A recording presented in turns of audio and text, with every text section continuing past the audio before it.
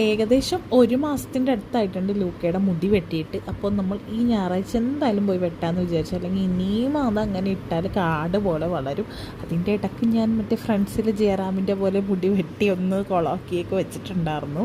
ഇവിടെ ചെന്നിട്ടാണെങ്കിൽ lock full കലിപ്പിലായിരുന്നു. പക്ഷേ ഈ ഒരു ചേട്ടൻ നന്നായിട്ട് അവനെ മാനേജ് ചെയ്തത് കൊണ്ട് നന്നായിട്ട് നമ്മൾ പറഞ്ഞ പോലെ തന്നെ ആ ചേട്ടന് വെട്ടാൻ പറ്റിയിട്ടാണ്. ഒക്കെ കഴിഞ്ഞ് വീട്ടിലോട്ട് പെട്ടെന്ന് വന്ന് നമുക്കൊരു കല്യാണം ഉണ്ടായിരുന്നു. അങ്ങനെ വേഗം റെഡിയായി ഞാനും ലൂക്കും ഡിനോയും കൂടിയാണ് പോകാൻ നിൽക്കുന്നത്. റൂത്ത് വരുന്നില്ല കേട്ടോ. അപ്പോൾ തലേ ദിവസം പോയപ്പോഴേ കാറിൽ എൻ്റെ ചെരുപ്പ് മറന്നു പോയിട്ടുണ്ടായിരുന്നു. പിന്നെ ഞാൻ ചെരുപ്പൊക്കെ തമ്മിൽ എക്സ്ചേഞ്ച് ചെയ്തിട്ടിട്ട് നേരെ കല്യാണ വീട്ടിലോട്ട് വിട്ടു.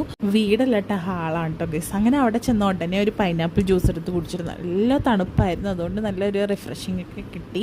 കാരണം നമ്മൾ ധൃതി പിടിച്ച് വന്നിട്ട് ആ ഒരു തണുപ്പ് കുടിക്കുമ്പോൾ ഒരു പ്രത്യേക ഫീലാണല്ലോ. അതൊക്കെ കഴിഞ്ഞിട്ട് പിന്നെ മണവാട്ടീനെയും മണവാളിനെയും കാണാൻ കയറി അവരുടെ ഡാൻസൊക്കെ കണ്ടിട്ട് ചിക്കൻ സ്റ്റൂവും അപ്പോൾ ആദ്യം കഴിച്ചിട്ടുണ്ടായിരുന്നു. അത് കഴിഞ്ഞിട്ടാണ് ബിരിയാണി കഴിച്ചത്. പിന്നെ ഇതൊരു ഞായറാഴ്ച ദിവസം ആയതുകൊണ്ട് ഞങ്ങൾ രാവിലെ പള്ളിയിൽ പോയിട്ടുണ്ടായില്ല. അപ്പോൾ വൈകിട്ട് പോകാമെന്നും പറഞ്ഞ് ഇരുന്നപ്പോഴാണെങ്കിൽ ക്രിസ്തുരാജൻ്റെ പെരുന്നാളായിരുന്നു. അങ്ങനെ പള്ളിയിൽ കുർബാന ഉണ്ടായില്ല, രാവിലെ കഴിഞ്ഞു പോയിരുന്നു കുർബാന.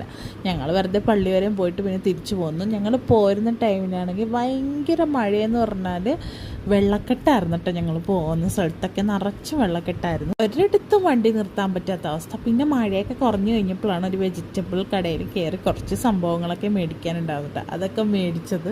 പിന്നെ എല്ലാം സ്റ്റോക്ക് ചെയ്ത് വെച്ചിട്ട് നമ്മൾ നേരെ ഫോർട്ട് കൊച്ചിയിലോട്ട് പോയി. കാരണം ഈ മഴ സമയത്ത് ഫോർട്ട് കൊച്ചി പോകണം നല്ല രസമാണ്. ഞാൻ ചെന്നിട്ടുണ്ടെങ്കിൽ തണുത്തൊരു ബൂസ്റ്റ് കുലിക്ക് മേടിച്ച് കുടിച്ച് പിന്നെ ലേസ് കഴിച്ചുകൊണ്ടിരുന്നപ്പോൾ ചൂട് ചായ കുടിക്കാൻ തോന്നി. അങ്ങനെ ഒരു ചൂട് ചായയും ഒരു പൈനാപ്പിൾ റൈസൊക്കെ പറഞ്ഞ് ഞങ്ങൾ കാറിൽ തന്നെ ഇരുന്ന് കുടിച്ചിട്ട് വേഗം വീട്ടിലോട്ട് പോന്നു.